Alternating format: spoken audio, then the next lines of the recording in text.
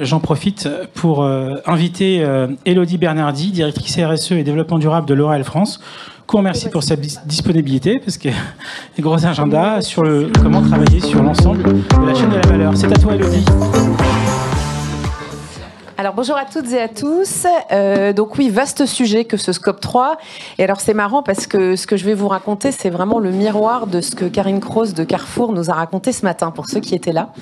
Donc vous aurez le point de vue du retailer et puis vous aurez le point de vue du fournisseur.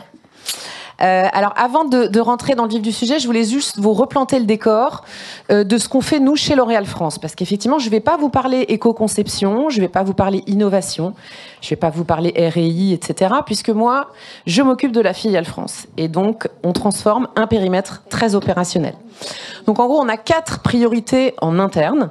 La première c'est évidemment décarboner notre activité. Donc dans un périmètre de filiale c'est nos transports, c'est évidemment nos consommations énergétiques, Scope 1, Scope 2. Mais c'est aussi les déplacements de nos collaborateurs et sujet émergent depuis 18 mois, 2 ans, le sujet de l'impact environnemental des médias, sur lequel nous, on bosse très sérieusement chez L'Oréal depuis 2021. Ensuite, le deuxième grand sujet, c'est entrer dans un modèle circulaire. Donc là, c'est tout le travail qu'on va faire sur la seconde vie de nos produits, s'assurer que la ressource qu'on a prélevée pour fabriquer nos produits, elle soit à 100% potentialisée. C'est aussi tout le travail qu'on fait sur le packaging durable et comment nous, on va travailler le go-to-market, notamment du sujet de la recharge, qui est pour nous un des grands sujets transformants de l'industrie de la beauté des 10 prochaines années. Et puis, vous avez aussi tout le sujet des consommables dans nos entrepôts, dans nos centrales de distribution. Troisième sujet, et pas des moindres aussi dans un périmètre de filiale, c'est la transformation de nos modèles de communication. Donc comment demain on fait en sorte que la pub ait un sens, qu'elle serve à quelque chose, qu'elle soit un vrai levier de la transfo durable. Donc ça veut dire mettre le plus possible en avant et investir en pub sur les produits éco-conçus. C'est aussi travailler les nouveaux récits. Voilà, comment on rend idéal un geste durable et comment on rend idéal peut-être des salles de bain plus sobres. Et le quatrième sujet en interne, c'est le sujet de l'engagement collaborateur, la formation collaborateur, bien entendu. Et puis en externe, donc là c'était le volet plutôt ce qu'on fait en interne, et en externe, et c'est là où on va rejoindre le sujet du jour, c'est effectivement comment on embarque notre écosystème, donc évidemment nos clients, puisque ce sont eux nos premiers médias, ce sont eux qui exposent nos produits. Sans eux, on n'est pas grand-chose chez L'Oréal, puisque nous avons très peu de retail en propre. Le deuxième sujet, c'est comment on embarque nos fournisseurs, comment on embarque aussi notre secteur, nos filières. On bosse beaucoup en fédération. Karine l'évoquait aussi tout à l'heure.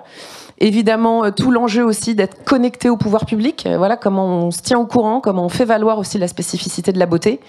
Et puis enfin, tout le sujet de comment on a une action aussi sociétale, sociale, solidaire.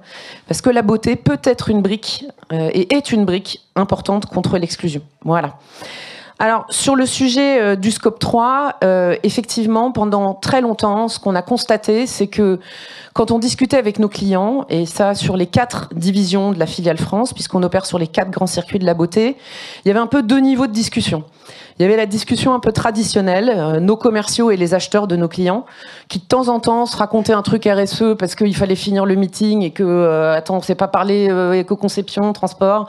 Oui, on en parlera au meeting d'après. Et puis, il y avait un autre volet de discussion, un autre niveau de discussion qui était entre nous, les équipes Sustainability, développement durable, et nos alter-ego chez nos clients. Et là, on avait des discussions hyper intéressantes sur la décarbonation, notre décarbonation commune, le travail autour de l'emballage durable, de manière commune aussi, comment on expose les nouveaux gestes de beauté durable, comment on les rend désirables, comment on travaille leur notoriété. Et en fait, ça se rejoignait très rarement, en fait.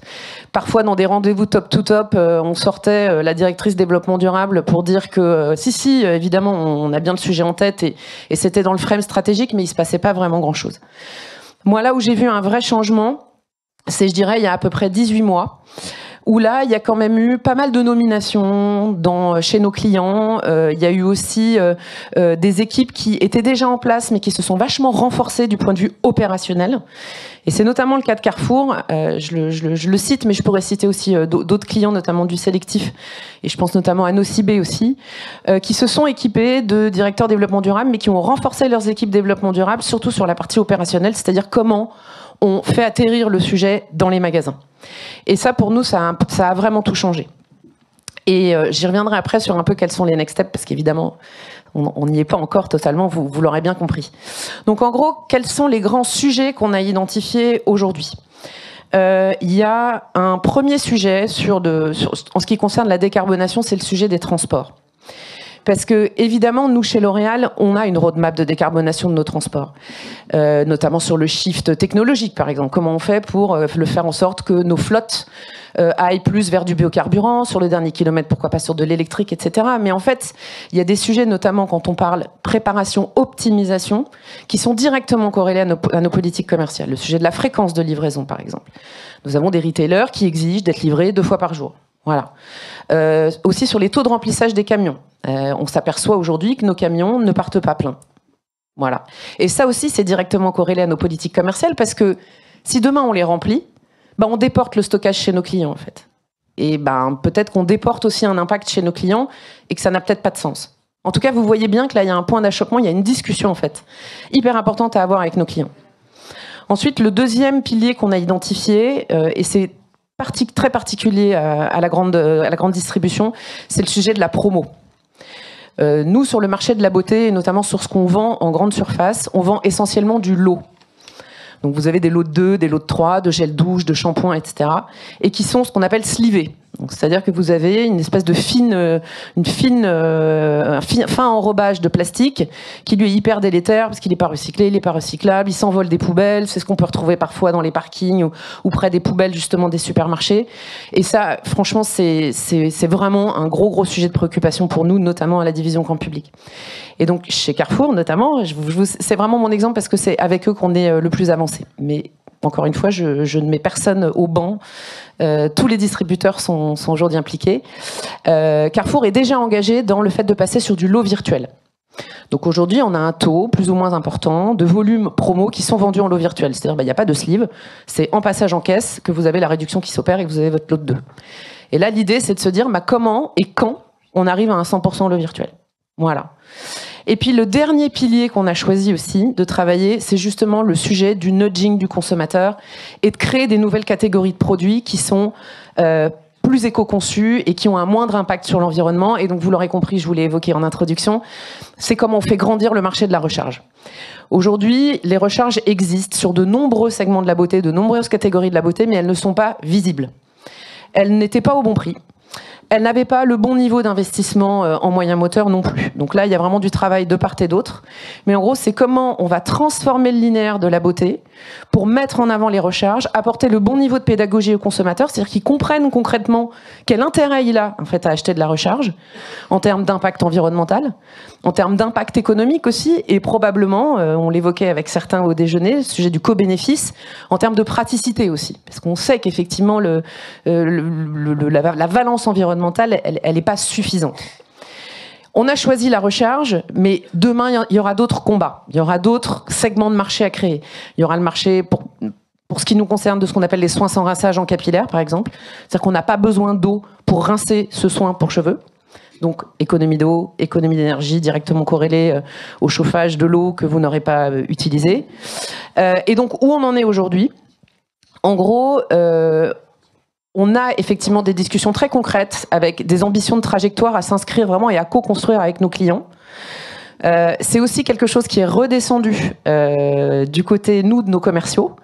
J'étais hyper heureuse d'entendre Karine tout à l'heure dire que pour elle, ça doit devenir un sujet de négo, parce que nous, on y croit aussi beaucoup. C'est-à-dire, entre nos deux équipes, on ne peut pas juste parler prix, on ne peut pas juste parler promo. Il faut qu'on parle de ces sujets-là. Et c'est vrai que nous, on a été aussi...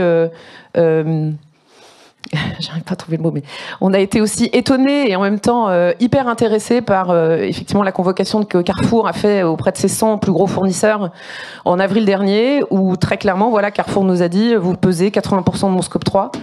Donc maintenant, en fait, on va prendre des décisions beaucoup plus drastiques en matière de choix d'assortiment. Bah tant mieux, parce que nous, chez L'Oréal, on est prêts. Donc voilà, on assumera ensemble les décisions qui s'imposeront. Et donc voilà, l'idée aujourd'hui, c'est de déployer ça évidemment auprès de tous nos clients, que ce soit des clients de la grande distribution, mais aussi des clients du sélectif, les Marionneaux, les Sephora, les Nocibé, avec qui on a déjà des discussions avancées. Et effectivement, on a 2 autres divisions chez L'Oréal qui sont des divisions qui sont très B2B, qui sont très locales, de proximité, puisqu'on a une division qui s'adresse aux pharmacies et une division qui s'adresse aux coiffeurs, où là, effectivement, c'est des discussions qui sont plus one-to-one, donc ça prendra beaucoup plus de temps. Voilà ce que je voulais vous partager aujourd'hui. Merci beaucoup, Élodie, on peut l'applaudir. Voilà.